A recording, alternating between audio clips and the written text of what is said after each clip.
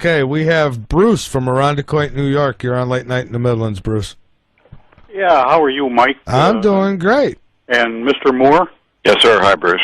Yeah, how are you? We're good. I just had a couple of real simple questions. We've been hearing the discussion tonight about, the local North American continent, but how vis-a-vis the North American continent is the European continent, and let's say Russia and the Mideast, how are they supposed to fare compared to our Good question. land mass here? Good question, Bruce. Once again, if you have a specific area of Europe or Asia or Africa or any place, you can do the following. You can go to Google Earth service. You have to download the program at no charge. And you can point the pointer to any place on the planet and get the altitude above sea level. And you can do that around the coast of Africa, Asia, Europe, any place. No, I didn't know that, John, and I have Google Earth. I just downloaded it a few days ago. So okay, well, it's a nice feature. It is. It is. And so there's your answer, Bruce. The Navy says, not John Moore, the Navy says 400 feet above sea level is the minimum, and that's bare minimum, to be safe near these oceans. 600 is probably a little bit better. Now, that's the cycle we're going through now, according to the Navy. There's evidence that these past cycles have been far, far worse.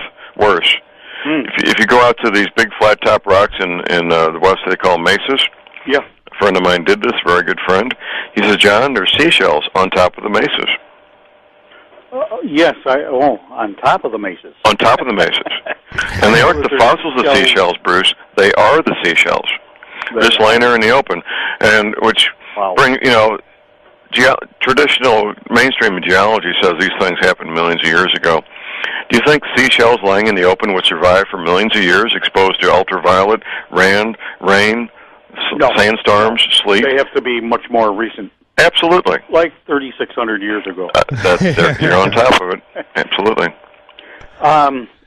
Now, Mike knows approximately where my location is because I happen to know Mike. But we're in the just north of Rochester, New York. Right.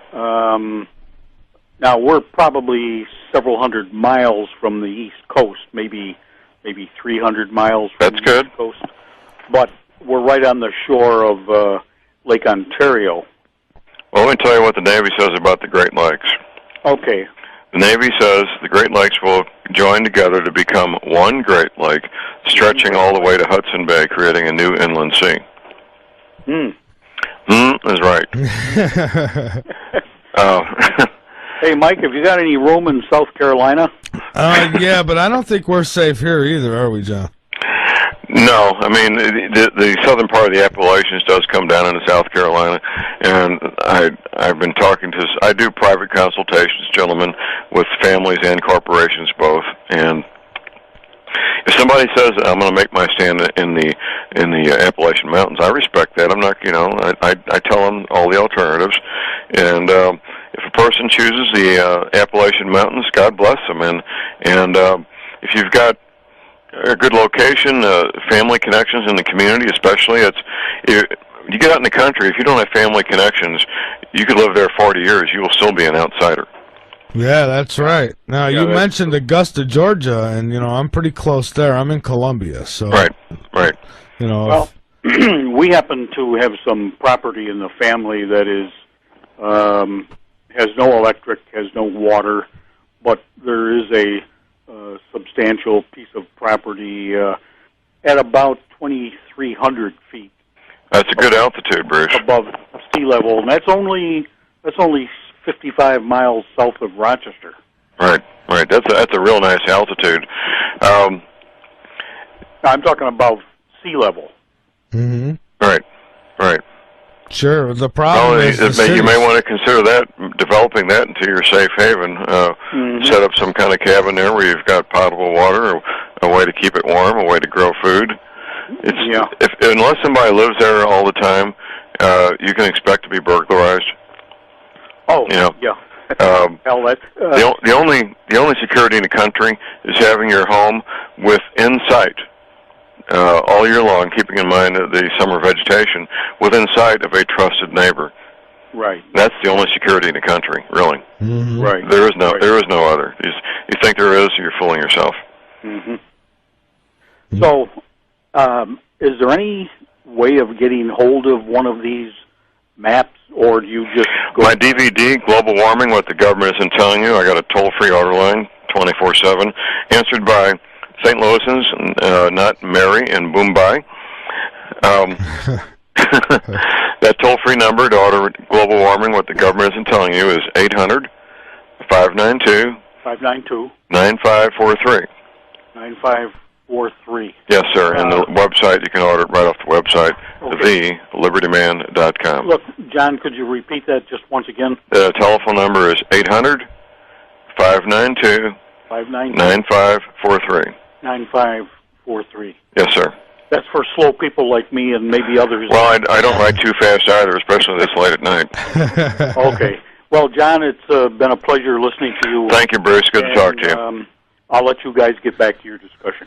All right. Thank you very much, Bruce. Okay. And, have a great night. Yeah. Bye-bye. Bye-bye, and thanks for listening. Yeah, so, like you said, John, a lot of people, are concerned about where they're living, and, you might be at a high spot above sea level, but at the same time, you got to, consider what's around you. And that's all it is a start. That's right, because I know where he's talking 55 miles from Rochester, you still got Buffalo, New York, not walking distance, sure, but it's there. Right. There's a lot of cities around there. So Absolutely. And the city's not really that great now being policed. Imagine when it's not policed. Yeah, I'm looking here at a map right now of New York. It's a big, beautiful state, but there's way too many people to suit me. Yeah. I like where you are. I think that's it sounds best. I know some people who have gotten a safe haven going in Montana, and it's a really great idea. I've always questioned whether if Planet X comes by, not if, but when it comes by and it shakes this planet around, is that going to set off Yellowstone? And if it does, Yellowstone's at risk. Anybody who doesn't think Yellowstone's at risk is living a fantasy. It's been actually hasn't it had lava coming out of it? I'm not aware of lava coming up, but they called the summer of, let's see, this is summer of 2011. I think the summer of 2005 is when the United States Geological Survey set up 100 new seismic sensors all throughout Yellowstone. It's a supervolcano. Basically, most of the entire park and parts outside the park is part of the caldera. It's a flat caldera. Mm-hmm. That's the nature of supervolcanoes. They have flat calderas as opposed to those classic cone-shaped calderas. Right. And it's very much at risk. And I'm probably 800 to 900 miles from the Yellowstone area, and even here, where I am in the Ozarks, we would feel the effects of it. The volcanists that study these things, they say a minimum 600-mile radius, mostly north, south, and east. Prevailing winds go north, south, and east, not so much west. So now, if Yellowstone did go off, that would really affect the entire planet, wouldn't it? It would. It would create 1 or 2 years of no summer. Ooh. Affect the growing seasons worldwide, affect international airline traffic, put ash down anywhere from 10 or 12 feet deep around Montana to 6 inches to a foot deep in northwest Missouri,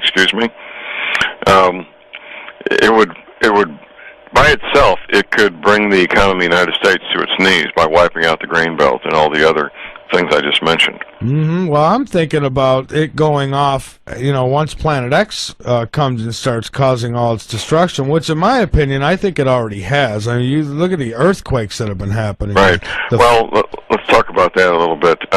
Earthquakes. The Navy says that when the Mississippi is 100 feet deep, the weight of the water on top of the New Madrid seismic zone will trigger at least 3 9-point plus earthquakes. Earthquakes is something everybody has some knowledge of, but here's some things people may not know. The Richter scale was developed by Charles F. Richter. He died in 1984. Mm-hmm. Less than a year after his death, the Richter scale was reduced by one full number value. It's a logarithmic scale. When you go from 4.0 to a 4.1, that's a 100% increase in the magnitude of the strength of the earthquake. When you reduce it by one full number value, that's a 1,000% reduction in the force of each earthquake that's recorded, that people see. Yeah, I've heard about that, actually. I've actually reported on that, you know, when people hear about this earthquake, and they, oh, so just a 4-point this or that, how did it do all that damage? Like, well, you got to add more to it. Right. Well, just in the last 24 hours, we had a 4.7 on a New Madrid, which I'm fairly close to the New Madrid seismic zone, by the way. And they said it's the worst earthquake since 1967. Well, in 1967, they had the original Richter scale. You know? They knew, the powers that be, they knew 26 years ago, Michael, what would be happening 26 years in the future. A dramatic increase in the number and severity of earthquakes, dramatic increase in the number and severity of volcanoes, and dramatic increase in the number and severity of bizarre, violent, dangerous, weather-related events. And they have kept this secret for the most part. I mean, most people think that this is just some kind of conspiracy theory and, you know, everybody's trying to sell a book or this or that. And it really irritates me that so many people will not take this serious. You tell them about it and they wave their hand. Now, I got a lot of people who pay attention, but then there's that handful that don't. Well, the Nile is not a river in Egypt. No, it's certainly not.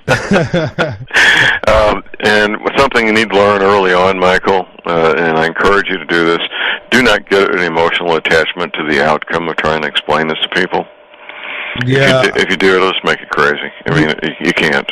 You cannot have an emotional attachment to trying to wake people up. No, and you know, I have people all the time say, you talk about this and you laugh and this and that. It's, what are you going to do? I mean, I'm not going to crawl in a corner and cry. There's nothing I can do about it. It's going to happen. All I could do is try to be prepared and have the ones that I love prepared. And that's about it.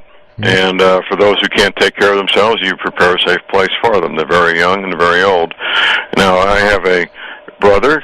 I have a couple of brothers. One owns 2 companies. He has a nice home, goes on nice vacations, and a brother-in-law who has a nice home and goes on nice vacations, owns his own business. Mm-hmm. I informed them both in writing, gentlemen, I've got enough to take care of myself, my wife, my daughter, my grandchildren, and our mothers, my mother and my brother-in-law's mother. If you show up without a 2-year supply of food, you're going to put in jeopardy everything I've put together. Mm-hmm. And I'm not going to do that. I'm not going to allow you to jeopardize everything I've done to take care of those who can't take care of themselves. Well put. And this will happen. I mean, if you have relatives or co-workers or friends that know you've set up a safe haven and you've got food and potable water and a garden and all this stuff, they're going to show up. Oh yeah, it's just like winning the lottery. Yeah, they're there. and people joke about that, but it's I'm not going to allow people who've been going on nice vacations to show up without 2-year supply of food. There's no excuse. So, do you think that then a 2-year supply of food? I mean, certainly that's playing it safe, but might that be enough? These are some of the things There's no way to know. We're going to be on our own growing food. Which isn't going to be an easy task. If you haven't done it, if you don't grow up gardening, if you don't grow up taking care of chickens and rabbits and ducks and goats and so forth, it's hard for a city person to acquire these skills. It's time consuming and it's difficult. The first garden you grow will almost without a doubt be unsuccessful. I can almost guarantee it. Well, I'm pretty good with the gardening. It's the animals part of it that I Well, you can't learn out of a book, Michael. No. I mean, it's not going to happen. You can't learn this stuff out of a book. Books are helpful, but you need to get animals and start taking care of them or help somebody else that already has them. That's the only way you're going to learn, really. Right. Now, as I said, I know a woman who's gotten a safe haven going there in Montana, but again, it's that Yellowstone that concerns me. But it is a nice spot. She's in a great place if that thing don't go off. Well, everybody should have a plan B. Yeah. There's no place that's absolutely safe. That place doesn't exist. That's right. So, John, we got to take another break, and let's go back to our phone line and get back talking with John. All right, John, we are back, and so we want to talk about this seed bank a little bit, but I guess first, let's take another call if you're up to it. Sure, let's do that. All right, great. So we have Doxy from Montana. You're on Late Night in the Midlands. Hey. Hey, how you doing? I heard you talking about me, so I figured I'd better call in. Yeah, absolutely. I was bringing it up tonight because, that's always been my concern is the Yellowstone. And, that was always only been my only stump in the road there. But, I guess it's 50-50 either way you go, right, John? Well, I always suggest no matter what you're doing, what your plans are, always have a plan B. Which then it might be too late. I don't know. What do you think, John? We got a pretty big fault that goes through here. Well, these seismologists continue to find faults and branches of faults. The New Madrid's that way, and the Wabash. It's happening all over. It's finding new branches of these fault lines. Right. Yeah, and I know I've seen pictures of Africa. I guess I don't know if it's one of the deserts there is just cracking right in half. Have you seen that? Oh yeah, on the Horn of Africa. Yep, absolutely. It's very scary stuff, to say the least. There's so many people who still won't believe that Planet X is even real, and I'm like, wake up. I'm telling you, I've been for 3 years now. I've been preaching the preach, and telling everybody about it, and I've gotten some who listen and others who listen because I think it's just a great story. Mm-hmm. Yep. Yeah, entertainment. Yeah, exactly. That's right. I know. Just wait. When I wait till their worst nightmares start happening, and it'll be too late. And no matter what you said, it's not going to matter anymore. Well, we're at a point where we're not at the point yet. Although it's let me back up here. Around the corner. At some point, it won't matter how much money you've got. There won't be time to build a serious steel-reinforced concrete shelter. These things just don't pop up out of the ground. To have a commercial contractor come in and build a shelter of steel-reinforced concrete takes time. And at some point, how many digits you have in your checkbook or checking account will not matter anymore. That's right. And I think we're getting close to that point now, John. I really do. All the signs are around us. We have 28-inch thick concrete. Well, good for you. Well, I hope it works. Well, you certainly have done everything that a normal human being can do, and then some. Yeah. Another thing that really worries me is that all these people out there storing food, they're not getting their bodies accustomed to eating beans on a regular basis or rice or. That came up today at lunch. One of my friends who knows about what we're talking about said, I really don't want to eat that many beans. Well, there's people who, they're storing lots and lots of wheat, but they don't even have a wheat grinder. Oh, yeah. What good will it do them? I know. That's the part that frustrates me. I'm trying to teach all these people how to grind wheat and how to do things and try to eat the food so that their bodies are ready for it, or they're just going to get sick and die even if they store the food. Right, or be really miserable if they don't die. And Doxy, when I do come, I do not want to be in charge of having to slaughter animals. I'll that's the one job that you won't want me doing because, it'll look like soup when I'm done. Will you milk the goat? I'll milk the goats. I just don't want I've been making cheese on a regular basis. We've been grinding wheat for the last 2 weeks making bread. I'm trying to teach everybody how to make bread. People don't even have a clue. It's all the common things. The common skills that used to be common in this country 60, 70 years ago have almost evaporated. Yeah, everybody's used to going and buying it from the store now, and one day you're not going to be able to do that. And there's going to be a lot of people are going to die just because of their... Hello? Okay, we lost Doxy. Okay. But anyways, a lot of people are going to die just because it's not even about how prepared they are. They're just not prepared for what they're being prepared for. You know what I mean? They're getting, like she said, they got the wheat, but they don't have the wheat grinder. just, their diets are going to be seriously lacking, and they're going to die from that. Here's a quote from one of the government insiders who has been aware of this for probably 20-plus years. He says, quote unquote, "John, I'm too old to learn how to live all over again." Yeah, I was just telling Nova, my assistant here, she asked, "What about your father?" Because my dad lives in Rochester. And he's 80 years old, and I brought this up to him, and, he was very interested. And, one of his things he said before we hung up is, "Oh, I better get flood insurance then, huh?" And I'm like... Well, people try to incorporate into their belief system, their paradigm, these new things, and that's what your dad was trying to do. Exactly. And I said, "Dad, I don't know who you're going to put the claim in with." Right, exactly. So, it's amazing. And, you can't save everybody. All you could do is get the information out there. Now, I understand what you, John, didn't you at one time didn't you just do a political program and then you turned it around when you found out what you found out? Is that how that went? I told my audience, this will be, I guess, 5 years ago this coming summer, that I was going to back off from all the geopolitical matters and focus primarily on preparedness. There are a lot of fine radio talk show hosts that spend most of their time talking about geopolitical matters, and God bless them, let them do that, and I'll focus primarily on preparedness. Yeah, absolutely, because, when it's all said and done, a lot of the stuff that they're talking about right now isn't really going to matter, is it?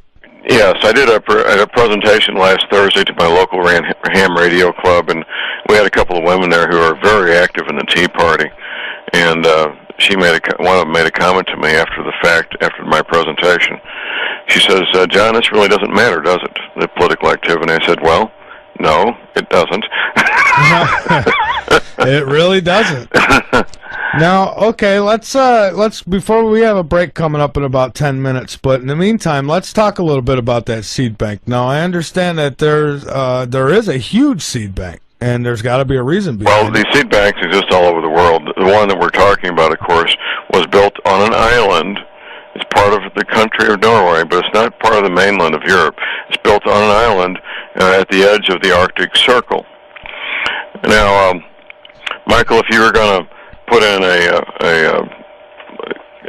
house there in South Carolina, in Columbus, South Carolina, you would call in a contractor, and at some point they would bring in the backhoes and call the ready-mix plant and have concrete delivered, right? Right. Mm-hmm. Okay. Workmen go home every night and get a good meal and take a hot shower. You know what? On that island, there's no ready-mix plant. There's no motel for the workers to go home at night. There's nothing. And despite going into an island at the edge of the Arctic Circle with no ready-mix plant, no motel, no restaurants, no roads, they built this thing in about 6 months. Wow. Oh, wow is right, which means they had to bring in and build their own ready-mix plant on site.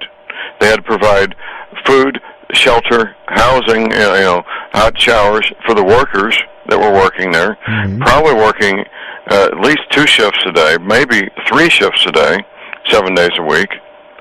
May as well work 7 days a week. What else are you going to do on an island at the edge of the Arctic Circle, right? That's right. Which translates into probably, I'm going to guess, $300 to $400 a square foot to build this thing. When you have to bring in everything, as opposed to calling up the ready-mix plant and have workers that drive to work. Right. You're looking at incredible expense, partly funded, by the way, by Bill Gates. Why would they do it in such a hurry? Well, the reason is they have no choice. They have no choice. They had to get this thing done so they could begin stocking it with the heritage seeds of the world. No genetically modified seeds, thank you very much. Yeah. The heritage garden seeds of the world are being stored there in a very safe location. It's about the safest place they could find, on an island at the edge of the Arctic Circle. And again, there's no guarantees. No guarantees, and there are multiple seed banks. That's one that's received a lot of notoriety in the last 3 or 4 years, but there's no guarantees. That's why they do have multiple seed banks. Most countries, even fairly small countries like Zimbabwe, will maintain a seed bank It's not a terribly expensive thing to do, and it's a good thing to do. Yeah, it is a good thing to do. And, by having multiples, obviously they feel, maybe a few of them will get knocked out, but they expect at least one of them to survive. Right, and that's part of what they've been doing now since 1979 with the continuity of government contingency planning, is building multiple shelters all over the country, not just Denver, not just Atlanta or Augusta, but multiple shelters all over the country, and dispersing their resources and their people so that if they lose one, they won't lose everything. That's right. And, last time you were on, you spoke of many Google searches that people can do to actually see this information. I did, and this is what we call secondary information. And here's some of the simple Google searches. Okay. CIA and the word Denver. NSA, no such agency, National Security Agency. NSA and the word Denver. NSA and the word Utah. NSA and Augusta. They're busy guys.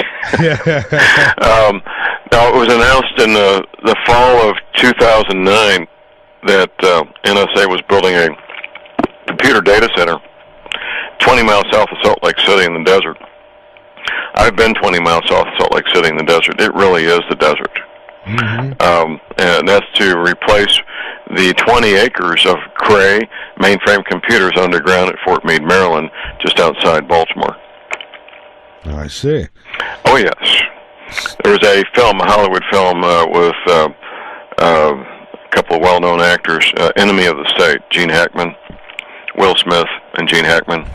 There's a quote in that movie where they talk about 20 acres of Cray mainframe computers underground at Fort Meade, Maryland. Now, that's amazing. Now, the reason they say they're moving these computers, this computer data center, is, quote-unquote, we can't get enough electricity in Maryland.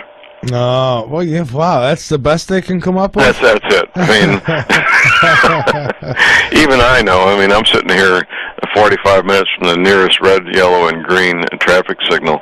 Even I know that they sell electricity back and forth across this country very freely. So apparently we could put a man on the moon, but we can't get enough electricity to power up computers in Maryland. Right. Wow. That's right. There's another Google search, EPA and the word libraries, plural, EPA libraries. 4 years ago, the EPA announced publicly they were shutting down all three of their libraries. The publicly stated reason was cost savings. Mm-hmm. Now, Michael, if you file a grievance against your employer, it's kind of like suing your boss, isn't it? Sure is. Okay. The scientists at the EPA, God bless them, they filed grievances against their employer. They sued their boss, saying, gentlemen, you've cut us off from what we need. Those contents of those three libraries is the largest English language collection of scientific articles, journals, books on the matters that these men and women need to keep us safe. You've cut us off from what we need to keep America safe. The EPA said we did this as cost savings measure. The one agency in the government that's mostly honest most of the time is the Government Accountability Office, the GAO. They came back and said, no, gentlemen, it costs more to shut down these three libraries than to keep them open. Yeah. So that's obviously a fabrication. The real reason, in my opinion, is they're moving that collection of material someplace safe. Yeah, as well the Vatican. And the Vatican did the same thing, but here's the deal with the Vatican. They were shut down for the Vatican Library 4 years ago, the same summer. They announced the Vatican Library was closing, and it had been open since the Middle Ages, by the way. Sure. Every working day since the Middle Ages, about 600 years. Mm-hmm. They said that they had a structural defect in one of the buildings, and they had to close it for remodeling purposes. Well, the Vatican Library did reopen this past year, 2010. I believe what happened was they had teams of archivists, professional archivists, come in and copy everything that they wanted to preserve, something they could not do while researchers were working and observing what was going on. Makes a lot of sense. And so they copied everything, probably in different formats. I don't know what all they did, obviously, and then the Vatican Library is the largest collection of ancient manuscripts on the planet. Very likely they have the valuable contents of the ancient library from Alexandria, Egypt, and it's a priceless collection. You could not put a dollar amount on what that collection is worth.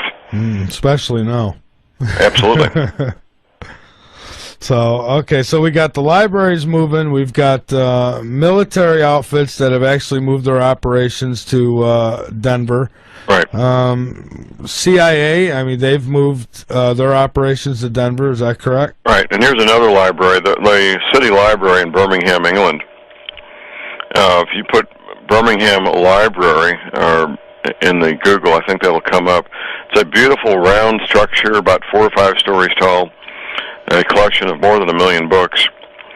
They say they're closing the library for remodeling purposes. Does it sound like a theme? It sure does. So they had to find a place to put 1 million books. Did they rent vacant warehouses in Birmingham? No. They moved the books to a mine.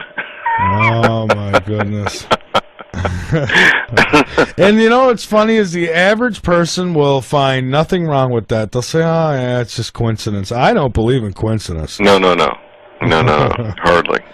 Well, John, we've got to take another break here, and then we're going to come back. When I come back, I want to talk a little more about some of the things people can look into to verify. Okay, let's do that. All right, great. So we'll be back in a moment.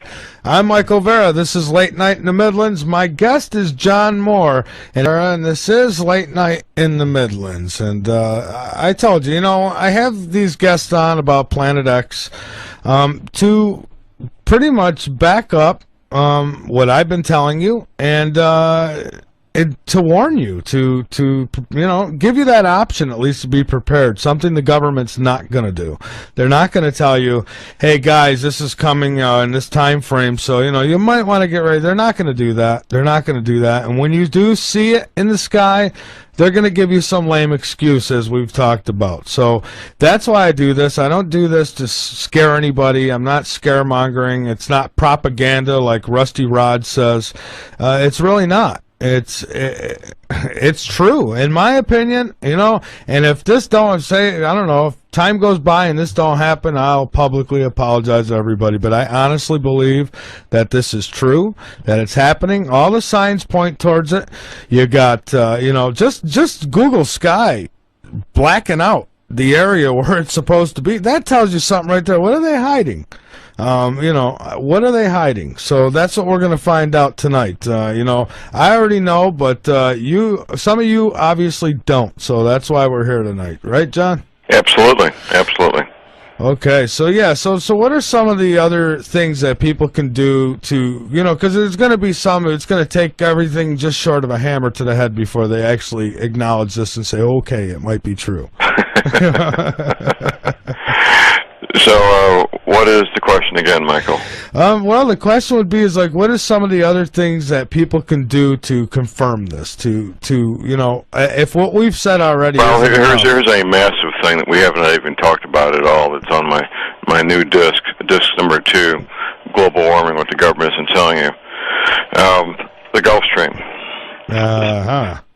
Here we go. The second most important story of the past 2,000 years, the most important story obviously being the birth of our Lord Jesus.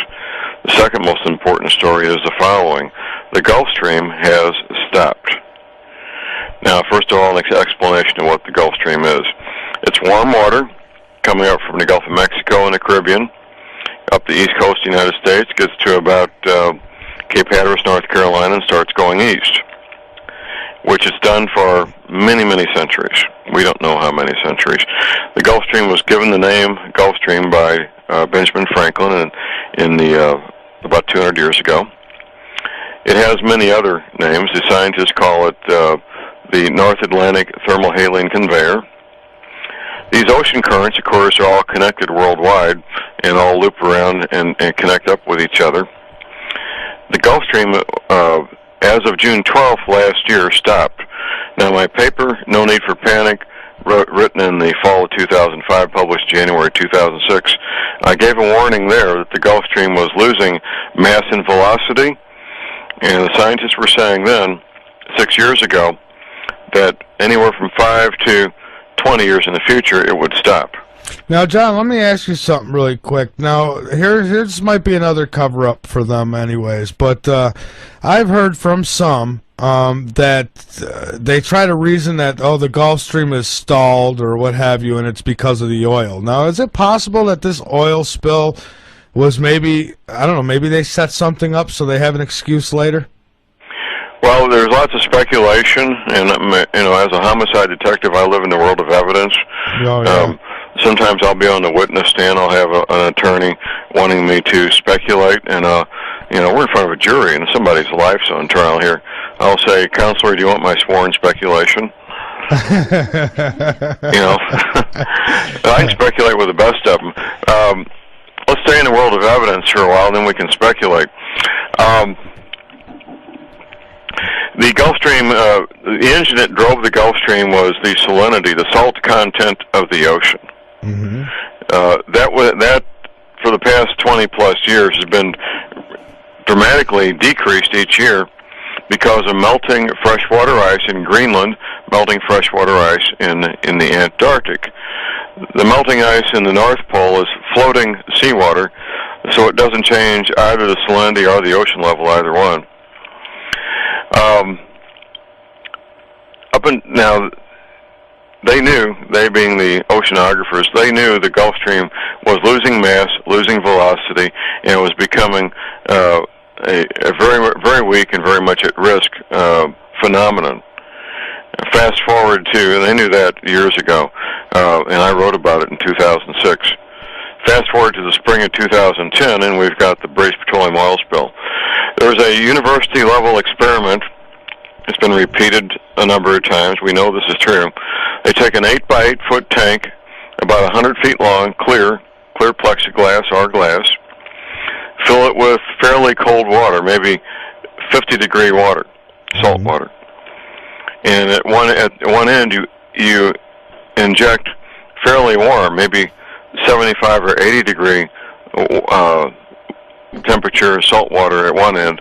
It will move through there, forming a thermal barrier, move from one end to the other, uninterrupted, until you put oil in the mix.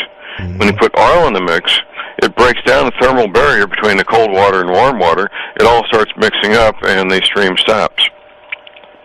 Oh, okay. According to Dr. Zangari, I'll explain who Dr. Zangari is in a moment. That's what happened in June 12th of 2010. The British petroleum oil spill broke a very fragile, very much at risk Gulf Stream, is what it did. There's something in the Gulf of Mexico called the Gulf Loop Current, which loops around and used to come out between Florida and Cuba and join with the rest of the Gulf Stream going north on the east side of Florida. Right. That's what broke on June 12th. Now, I was put in touch with Dr. Zangari the middle of July this past year, 2010. Dr. Zangari it's Luigiani Zangari. He's a PhD scientist in Italy. He works with other scientists in Europe and North America exclusively on the Gulf Stream. That's all these men and women do. And when we first got in touch with him, he said he thought the Gulf Stream may have stopped. He had not yet confirmed it. They did more calculations, more research on the data, and he confirmed before the end of July that, in fact, on June 12th, the Gulf Stream had stopped. Oh, okay. Now, that summer of 2010, in Russia, they had the worst summer in 1,000 years. They've got weather records in Russia going back to the year 1010. This current winter, the scientists say they're having the worst winter in Moscow in 1,000 years. The worst winter in Norway since 1788. The worst winter in the United Kingdom, England, Ireland, Scotland, in more than 200 years. In fact, the Charles de Gaulle Airport in France in December was partly closed. They thought the roof might collapse because of a snow load. Yes, I remember hearing about that. Well, you know, Michael, if you're going to build one of the biggest airports on the planet, you're going to hire a very good commercial architectural firm with the best engineers. And if you ever thought there was even a smallest possibility of having to calculate for a snow load at one of the biggest, 5 or 6 biggest airports on the planet, do you think they would put that calculation in there when they were building this building? Of course they would. You would certainly think so. Of course they would. You know, these are very smart men and women. But they didn't, it would be like calculating a snow load for Key West. Why would you do such a thing? Right. That's right. And, the weather patterns have been going crazy everywhere. I mean, just the flooding alone. Well, they are, and this is what we haven't talked about, and we need to talk about. The Gulf Stream provided a regulating factor for the jet stream. The jet stream is a 200-mile-an-hour wind, 5 miles up. It's always up there. That 200-mile-an-hour wind is there 24 hours a day, 7 days a week. The jet stream plays a very great role in weather worldwide. In fact, here's a direct quote from Dr. Zangari. The Gulf Stream is the pacemaker of the climate of the planet. Now, that's very strong words. It is. On one hand. On the other, oh my goodness, look at the weather. This past fall, Russia announced that they were not going to honor futures contracts already signed to deliver grains to other countries. Ukraine did the same thing. Now, Michael, that's not an act of war on one hand. On the other hand, it's about an inch away from being an act of war. That's how serious not honoring futures contracts is. Yeah. But they did the right thing. They're keeping the grain for their own people. That is the right thing to do. That's the responsible thing to do, isn't it? It certainly seems like it is. Yes, it is. Of course it is. Mm-hmm. All grain-growing areas are at risk for the following reasons worldwide. Both hemispheres, northern hemisphere and southern hemisphere. And we're talking grains, corn, wheat, rice, soybeans, barley, oats, spelt. All these grains can tolerate a certain high level of precipitation and a certain low level of precipitation, a certain high level of temperature and a certain low level of temperature. Within those parameters, you're going to get a harvest of corn, wheat, soybeans. Mm-hmm. Once you get too high of either precipitation or temperature, once you get too low of precipitation or temperature, you'll start losing a percentage of your harvest to the point where diesel fuel costs more than you're going to get a harvest. So they don't even bother harvesting anymore. You lost your harvest. That's right. And that's what's happening. We're losing percentage of harvest all over the planet. We're at the lowest inventories right now in the United States in decades of grains. And grains are what feed the world. Grains are what feeds the people and the animals of this planet. And obviously, fruits and vegetables play a very large role. But when it comes to pure numbers and percentage of what gets the job done, it's grains.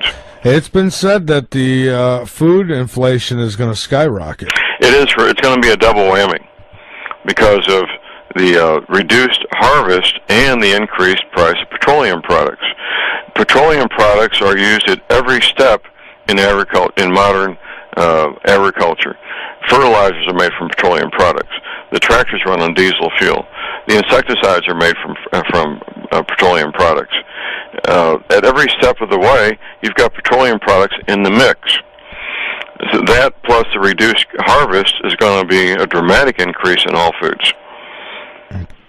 Well, we're in for a rough ride, John. Absolutely, we are. We definitely are, and I've seen even the changes here. I mean, I'm not originally from Carolina, but being in Columbia, I've been here for a few years now, and this past winter, I mean, we've seen snow a few times, which is a little unusual from what I understand. It is. I've seen photographs of homes in Ireland, where the pipe comes out of the ground, the freshwater pipe under 40 pounds pressure, goes into the side of the house about 3 feet high, frozen and burst.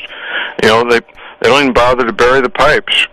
Yeah, and there's different frost lines in different parts of the world. Well, that's true, and these are engineering parameters, and depending where you are in the area I am, 18 inches is plenty deep. Sometimes they bury 24 inches to be safe.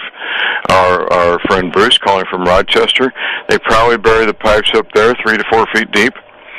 In Moscow, they bury the pipes 6 to 8 feet deep. Mm-hmm. Now, you look at a map, and this is on my DVD, Global Warming, What the Government Isn't Telling You. Look at a map of the world, and you look at England, Ireland, and Scotland. Look at London. You go due east, and what do you run into? Moscow. Now, obviously, London, before this current winter, never had very bad winters like Moscow, but that's where they're headed. And one or two things is about to happen here, Michael. Mm-hmm. Either we're at the beginning of a mini ice age, which could last 8, 10, or 12, 15 years, or we're at the beginning of a full-blown ice age, which will go on for maybe centuries. something that I don't know if I want to survive. Because well, people make that statement, but when it comes down to it, you'll do whatever you have to survive. it's human nature, right? It is. It is. It certainly People is. make flippant statements like that, but that's all they are, is flippant statements. And the reason they make these flippant statements is to bring the conversation to a conclusion. Right. Yeah. Well, that's something I'm definitely not trying to do right now. Is bring this to conclusion. Well, we can't do that. It's talk radio, Michael. That's right. And I'm far from done with questions and theories about what's going to happen. One of the other things that I have a buddy, a colleague, if you will, who really gets out there after the New World Order. And one thing that I think I've been kind of shifting a little, thinking, this New World Order, somebody had pointed it out to me and it really made sense. New World Order. It's for the new world. Right. Exactly. And, Jesse Ventura and Alex Jones exposed all these massive graves, these caskets, if you will. Right. I mean, Plastic caskets. yeah, and I'm thinking now it makes sense what those are for, and maybe the FEMA camps. This is for the people the refugees who come, after it's, I guess, over. Right. Maybe, right? So, Right. Well, they aren't necessarily building these camps because they're mean old monsters, these New World Order people. They may be simply building them because they're going to need them. That's one of the things I think about, but, and that's something else I'm wondering. Now, when it does say 2 years after, and they're got to eventually get out there and try to do some kind of cleanup or organization, right? What happens when these militaries find people who survived, such as yourself, maybe in the mountains? Are they going to say, come with us, or are they going to leave you alone? That's a good question. I do not have an answer for that. I know what the goal is. The goal is to have a shiny new world order where there's about, if you ever talk about the Georgia Guidestones, you know what I'm talking about. 500 million people alive on the planet, as opposed to 6.5 billion people. Right. And basically two classifications, very similar to the feudal times, where there's a small group of people who own and run most everything, and everybody else is a numbered and chipped worker slave. Now, I wonder also about the different countries. Are the big countries in on this? Do they are they saying, hey, we're going to team up? The big countries, Russia, China, United States, to a lesser extent France and Canada and England. Of course, they're in on it, and they know about it, and they're doing what they can do. They fully intend to still be countries. I think they may just have a one world government. That's certainly is part of the picture. Not that it would matter much. Government will extend as far as the barbed wire goes, and there will be no government. Government after these events will be, if there's any government at all, will be at the town level and county level for most people most of the time, going back to the way it was before World War II. Before the Great Depression and Roosevelt, the most government most people saw most of the time was the county government, and we'll be going back to that. Once everything goes to hell in a handbasket, we also got to worry about these nuclear facilities. What's going to happen with those? Well, I believe the engineers that work there will do the right thing, and that they will, if they have to shut them down, they will shut them down in a manner that's relatively safe. And if they don't, just pray that you're not downwind from them. It'd be an awful lot of praying. Absolutely. Absolutely. So now, in this next segment, this last hour coming up, I want to talk about survival. What people can do to survive. All right, we'll do that. We can take up an hour doing that real easy. Absolutely, and that's something I think that's probably the most important thing. But we have a few minutes before we go to our next break, and I had a question come in, I guess from Nova? Is this from you or from the chat? This is, how close is it going to get to us, Planet X? Well, Professor McCanny talks about action at a distance. We see this every day with the moon. Mm-hmm. The moon is a relatively small object in space. It's about 250,000 miles away. And every 12 hours it moves all the oceans on the planet, high tide, and 12 hours later, low tide. So that's action at a distance that anybody and everybody is certainly aware of. The 10th planet is 3 to 5 times larger than the planet Earth with a far larger iron-nickel core. If it comes within 1 million miles of Earth, it will cause great damage for the reasons I just stated. So how close it comes doesn't matter. It's already interacting with us. It's already causing problems, and these problems will continue to grow worse as over and over again. And off that last commercial there, if you are a radio station and you're looking to pick up the feed of Late Night in the Midlands, I'll take my payment in gold. So, yeah, and do it soon before the oceans rise, will you please? You know, little success before I have to fly away. But I am Michael Vera. This is Late Night in the Midlands. And again, the website, latenightinthemidlands.com. The email address, latenightinthemidlands@yahoo.com. And Glenn Kennedy's website is projectinsearch.com.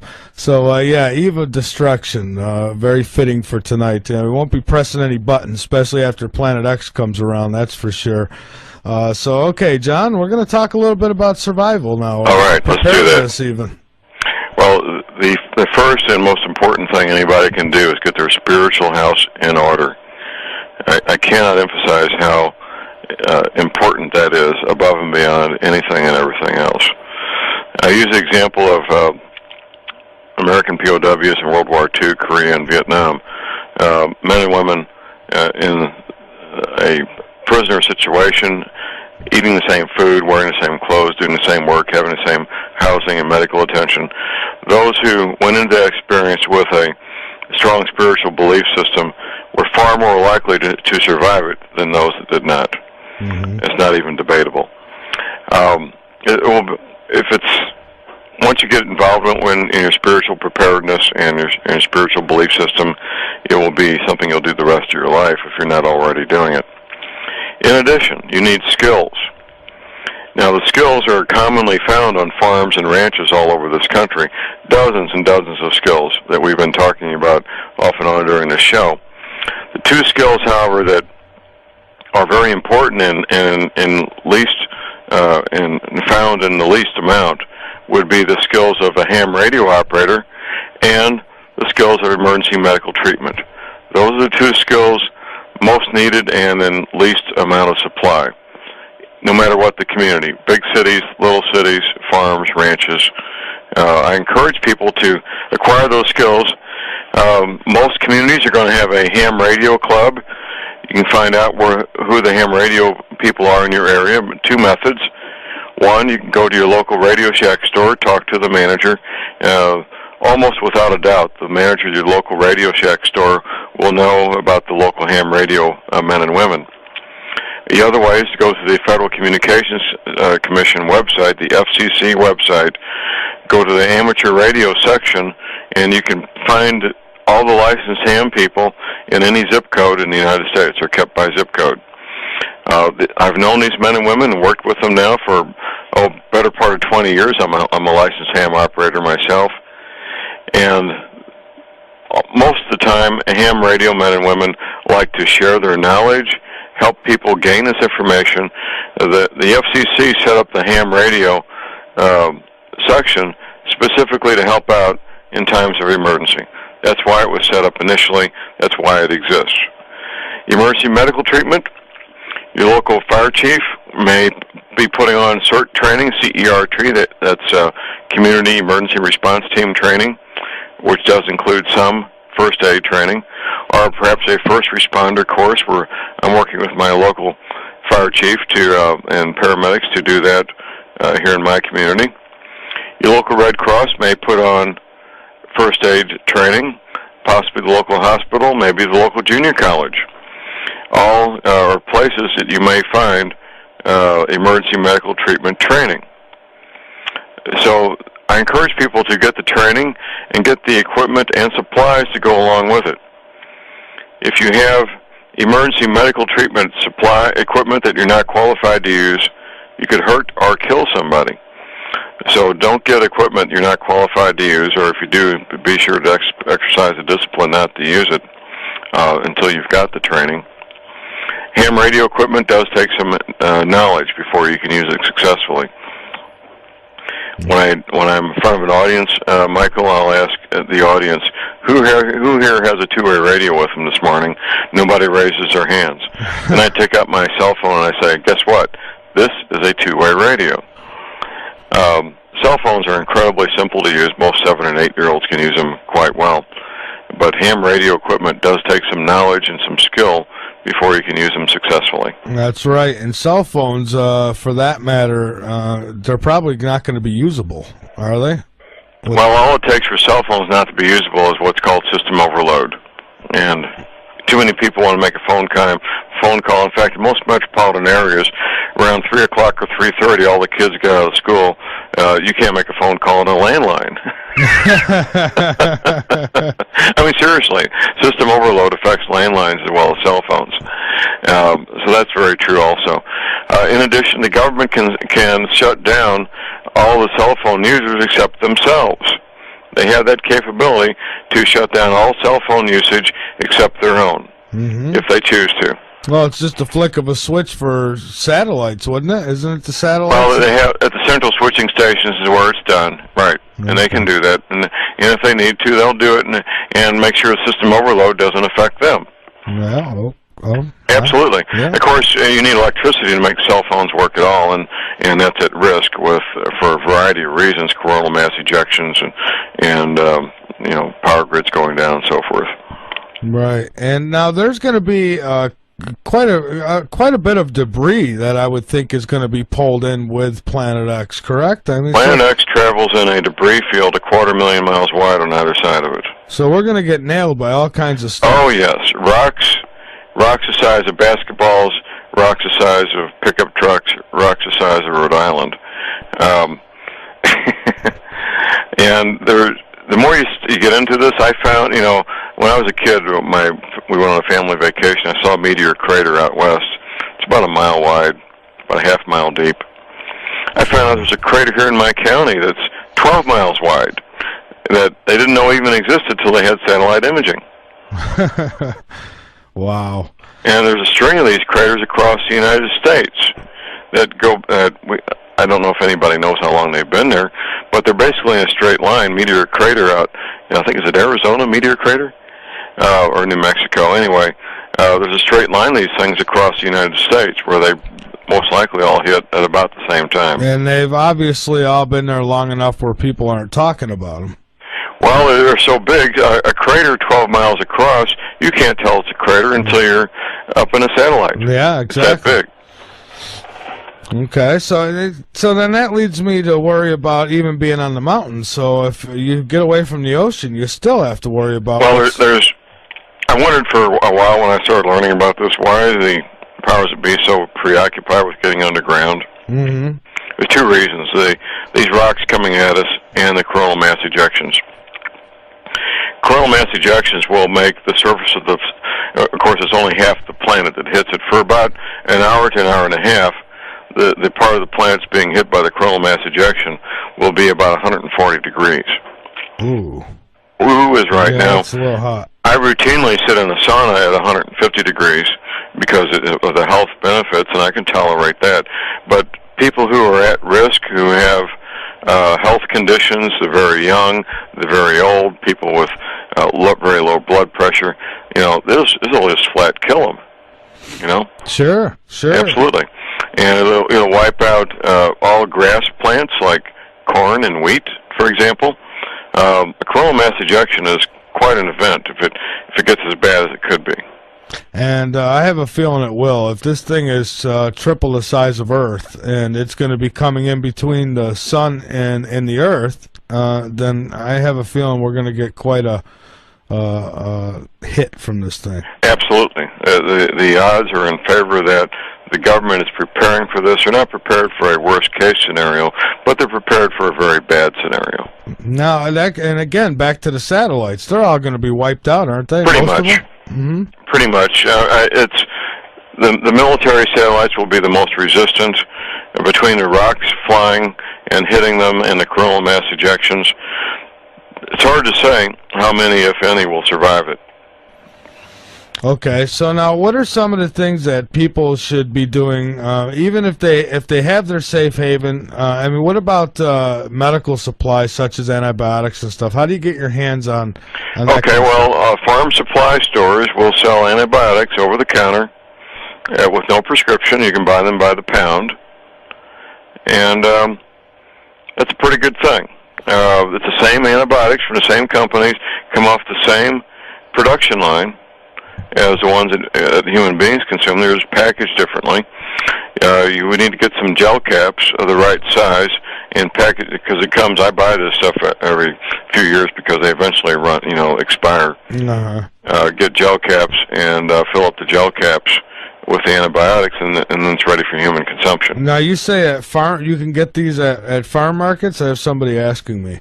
Farm supply stores. Farm supply where stores. the ranchers and farmers go to get their supplies for their cattle and horses. Oh, okay. So then you really, you could probably find out the proper dosage to put in these capsules. Probably that information's probably available right on the internet, huh? Well, if you need a 250 milligram gel cap of antibiotics, you get a 250 milligram gel cap and fill it up. The smart thing to do would be to weigh it so that you get the right milligrams of dosage. Taking too large a dose of antibiotics will cause harm to your gut. Of course, even low levels do it. There's good bacteria in your intestines that the antibiotics will kill. In fact, we encourage people. My wife's a chiropractor. People who've taken a course of antibiotics to consume yogurt and other things that will rebuild the good bacteria that's in your gut, that's in your intestines, which is kind of a rabbit trail. But some people are very much at risk. People that take thyroid medication, for example. Mm-hmm. There's an epidemic of thyroid cancer and thyroid-related problems where people have part or all their thyroid removed, and they cannot live. They will die without their thyroid medication. There are ways to get thyroid from animals, like monkeys, for example. Mm-hmm. And I don't have the research material here in front of me, but people need to be looking at alternatives for prescription medications if they need these things to stay alive. That's right, and they should probably make their dentist appointments now. And oh yes, not having access to modern dentistry will not be fun. No, it'd be very dangerous at that. Believe me, I've had infected tooth before, and tried to pull it myself once, and I'll tell you, my face blew up like a balloon. Oh, I bet. Uh-huh. Absolutely. Yeah, I have a couple of one or two capped teeth, and one of them came off on a weekend, and I used super glue to put it back on. Really? My dentist still kids me about that. Yeah. Yeah, dentistry, that's definitely something that's important, because if you have an infected tooth and, we get into this Planet X thing and there's nobody's going to be able to take care of it for you, that can kill you. Absolutely. I'm working with my local mayor, chief of police, fire chief to make sure that we do have a dentist that's on the premises in our little community. That's a very, very important thing. That is important, and how many of these communities do you think are actually set up now? How many people? It's a small percentage that have done it right, really. Yeah, well, it's a small percentage, and I encourage people. A lot of people, they think, well, my wife and I, we're going to get our 40 acres and we're going to have an island of refuge. That's a prescription for disaster. You need to ingratiate yourself and be part of your local community. You really do. Yeah. This island concept, me and my honey against the world, that's just a prescription for disaster, is all that is. Absolutely a prescription for disaster. You need to become part of the community, join the local church, get active in local civic organizations, especially if you're not related by blood or marriage to people in the area. And I am related to people in my area. I found out after moving here. My mother's side of the family is from this part of the world, and it's been very good, and it helps me be accepted. But if you don't have people you're related to by blood and marriage, you better get to know people, and they need to get to know you, because in a time of crisis, you don't want to be looked at as somebody who's unknown quantity. Can we trust this person? What's this person like? These little communities, Michael, they will survive as communities, or they will go down as communities. That's what will happen. Yeah. Now, what about water? Well, you need access to potable water that you own and you control. You do not want to be dependent on any kind of municipal or county water supply. You really don't. You're making yourself very vulnerable when you do that. And bottom line is you need a well or a spring or a lake or a pond or a creek or something where, obviously, if it's open water, you need to be able to filter it before you can consume it. Now, do you have any specific filtering systems that you recommend? Well, I offer the Berkey system at my website. They've been around for about a century, so they've pretty much got it down. They know what they're doing, the Berkey filters. For in the field, I don't sell them, but I like the Katahdin. They're made in Europe. They're mil-spec, and they're very compact, and they do an excellent job of filtering water out in the bush with a very compact. Basically, the little Katahdin mini ceramic is about as big as 2 packs of cigarettes and will filter hundreds of gallons of water. Okay, and now, I mean, again, people got to realize that they're not going to have electricity, so they're not going to be able to just store stuff in the refrigerator. So they're going to want to, if they don't know how now, they're going to want to know how to can and so on, aren't they? Those are some of the skills still commonly found in farms and ranches. Mm-hmm. Raising food, preserving food with canning and dehydration and drying, and salt. You can preserve meat by drying it, making a jerky, and using salt. There's lots and lots of skills, and I'll recommend a couple of books that cover those skills. Okay. Dare to Prepare by Holly Deo is an excellent one. Another one I have here at hand is Making the Best of Basics by James Stevens with a V. James Stevens. It's been around for about 20 years. He keeps adding to it and making it bigger. But you need to practice these skills. These are things that can't be learned by reading a book. The book will get you started and help you figure out what you need to do, but you need to practice the skills and learn the skills by doing them. That's right. So we got another break coming up here in a minute, and then I'd like to talk a little further about anything that we haven't covered as far as survival. And one thing I'm curious now. Now, you were in the military, and I know that on your last CD, your latest CD, that you had another Navy personnel who came out. That's right. We'll talk about Tim Spencer when we come back from the break. This is very important stuff. It's critical, actually, to everything we're doing. All right, great. Well, let's do that then when we come back. So just hang on, John, and we've got another half hour to go here. On Late Night in the Midlands. I'm Michael Vera. This is Late Night in the Midlands. John Moore is my guest, and I'm hoping we'll be able to get him on again before it's too late, but we'll see. I don't know. He's definitely contributed to this show, coming on several times and trying to warn and spread the word and prepare everybody who listens to this show. So I definitely appreciate that, and I know a lot of you do. And for the ones who are sitting back right now laughing about this whole thing, well, all I can say is you got a great sense of humor. I'm Michael Vera. Okay, John. Okay. Mr. Tim Spencer. Yes. As you know, I'm a homicide detective. We were having a fundraiser for a client of mine charged with homicide, and it was sponsored by the Western Cherokee Nation, and there's a gentleman walking around with a very official ID badge that said Director of Preparedness, Western Cherokee Nation. So I introduced myself as Tim Spencer, and my DVD had just been come out, the first disc had just come out, and I get him a copy. He watches it. He gets back with me a week later. He says, "John, I've seen this map before." I said, "Really?" He says, "Yeah. I was working in New Orleans. I was in the Navy Submarine Corps doing classified work, and I saw your map." Well, we got together and talked. We've since become very good friends. And Tim has done what no other Navy veteran has agreed to do. He's gone public with me My interview with him appears on disc number 2 of Global Warming, What the Government Isn't Telling You. And he talks about the map that he saw while he was in New Orleans.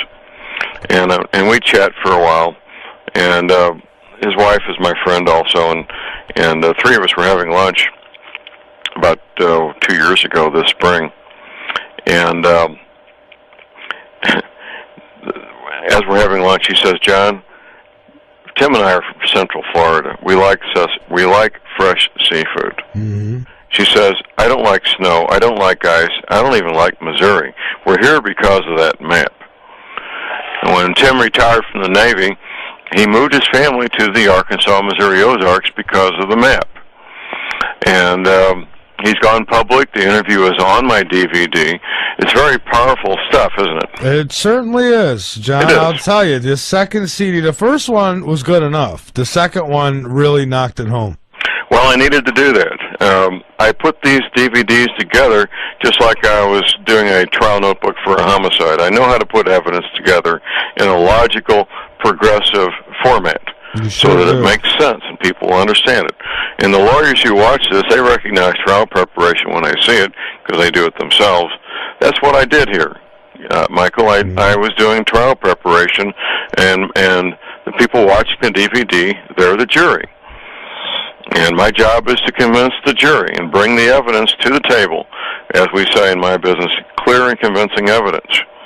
And I bring an overwhelming amount of clear and convincing evidence to the point where... And the research that you've presented, the evidence that you've presented to me has woke me up better than anybody's. Honestly, it has. Well, if you're going to stack me up against Jason Rand and some of these others, that's a pretty extreme compliment there, Michael. Well, it's true. You know, Dr. Rand, I love the guy. I've had him on this show several times. He's a great guy to talk to and interview. He does seem to think the timeline. I'm just not with the timeline so much. He thinks it's going to be 50 years down the line before this happens. Well, funny you should mention that. I do encourage people to watch Al Gore's film, An Inconvenient Truth. Mm-hmm. Al Gore states in that film that the middle of the century, which would be 2050, is when things are going to get bad. Now, that's what NASA says. That's all the more you shouldn't believe it. Well, never a straight answer, right? Right. You know, if these events were going to happen in the middle of the century, why would they move all these CIA people who will be retired and no longer in the system now? You know? Exactly. Why would they be in such a hurry to build a seed vault in 6 months now when they could take a more leisurely pace and save a tremendous amount of money? These things are being done now because they have no choice. The CIA and NSA, EPA library are all being moved now because they have no choice. If these people are all going to be retired, why would they bother moving them now? Yeah, I had somebody actually gave me the idiotic answer about Plum Island. So, they're moving that because too many people know about it now. I was like, are you kidding me? Really, are you really kidding me? It's like, you know what, I'm going to get you for your birthday some floaties, and I hope that you do well. Well, it is funny. It's serious stuff, but some of the things people come up with are absolutely funny. And some are just plain in denial. Others, they know it's true, but they just will not accept it. And you know, no, they won't. And that's going to be, that reality is not going to change, Michael. You know, my DVD is making a big difference on one hand. On the other, if we reach 1.5% of the people in this country, I would be surprised. Well, you know, there's people like yourself who they're out there spreading the word, and you know, a lot of people know about this. It's just not enough people take it serious. Absolutely. They just can't imagine it happening to them. And if it's never happened before, it'll never happen in the future. Right. And well, the thing is, it has happened before. It just hasn't happened to them. Exactly. You know, the evidence is out there. I've interviewed Michael Cremo, and he's believed this has happened 6 times before. At least, Michael Cremo is one of my heroes. I love that guy. The cutting-edge archaeology work he's done. Him and Jonathan Gray are contemporaries. The there's multiple evidence. We talked about this earlier in the show of high technology having existed on this planet in the distant past, and Michael Grimo is one of the best people on the planet to document this. He sure is. I mean, it's just the work that he's done is incredible, and if nothing else, I'm glad that I had an opportunity to do this show just because of all the great minds that I've been able to pick through, even your own, sir, and you know, and I actually have Jesse Ventura coming up on the show next month on August. Yeah, I want to 4th. get Jesse on my show also. You know, when he started this series of programs, I thought, oh, it's going to be a bunch of fluff. It won't amount to anything. Yeah, well, it did. It did. I mean, God bless Jesse Ventura. The man has no fear, and they were not fluff at all. He really got into some hard topics and hit them hard. Yeah, you know, there's a couple I would really like to see him tackle. One is the chemtrail, and the other is Planet X. I'd really like to see him go after that. Well, is he going to have more shows? Do you know? I'm not sure. I thought that he was. Okay. As far as I know, I think that he's doing. I know that they've been putting some heat on the station there about not playing certain shows. Well, that I confirmed this in my weekend presentation. There was this service called TiVo, where you can record television shows and watch them later. Are you familiar with that? Yes, I am. Okay. Well, apparently, TiVo went in to people's machines, or TiVo machines in their homes. They can do this by remote control, of course, and erased some of the Ventura shows. Yes, they did, and you know what? I'm happy to say that Glenn Kennedy and myself, I've got the full-length shows on my website. I had them wiped off my website not too long ago too, John, but I got them back up there. Oh my goodness! Yeah. Now, as Bo Greit says, you know you're over the target when you're taking flack. Yeah. This is amazing. This is just absolutely amazing what they're doing, and these countermeasures is what I call them, countermeasures. They'll tolerate people being woke up to a point. Jesse Ventura, you talk about coming after me. Jesse Ventura has nationwide recognition because of the things he's done, the movies and being governor, and a lot of exposure. These TV shows, we can see where the edge is, where they won't tolerate anymore. And Ventura shows that were erased off TiVo. That's the edge. They won't tolerate that. Yeah, absolutely. And you know, it's amazing to me the lengths that they go. And and then there's going to be people who had it erased off their TiVo, so it was just an error. You know, they don't want to look into what it really is. And I just can't stress enough to everybody listening that this is real. And, you know, I love on your CD how you ask, you said, let me just ask you all one question. Would your government lie to you? And I thought that was a great way to get things rolling. It is. And it's the most important question you can ask. It certainly is. And, you know, I remember you asked me the first time you came on my show, and I kind of laughed at it and said, oh, yeah, yes, they would lie. And that's the response most mature audiences will give. They start laughing, and it's kind of a spontaneous, hysterical type laughter, but it's there for a reason, because most mature adults agree that the federal government of the United States would lie to us. Oh, absolutely, and they are lying to us. They're absolutely lying to us. And, you know, some will argue that they should tell us about Planet X, and others will say, well, they couldn't. I don't know what to think about that. I think that in small ways the information has been getting out to us. I don't know as though and I don't want to defend the government by no means, right. but I don't think they could come right out and broadcast it on TV. Everything would go to hell, wouldn't it? Well, if it was given the kind of credibility that the evening news would give it, or a major political figure like the Secretary of State or somebody, yeah, it would be a mess. Yeah. It would be an absolute mess real quick. Absolutely. So, and that's a reason why I think, you know, I know they found those coffins, I'll bring it up again, in Georgia, you know, mass for lots of bodies in one, you know, and I think that's what it's for. I think they're ready for cleanup before it even happens. Well, that's the nature of government, is to get ready for things like that, isn't it?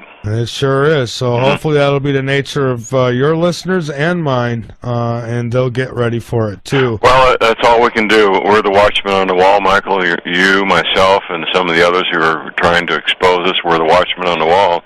And all we can do is put out the warning, and it's everybody else's responsibility to pay heed and then act on it.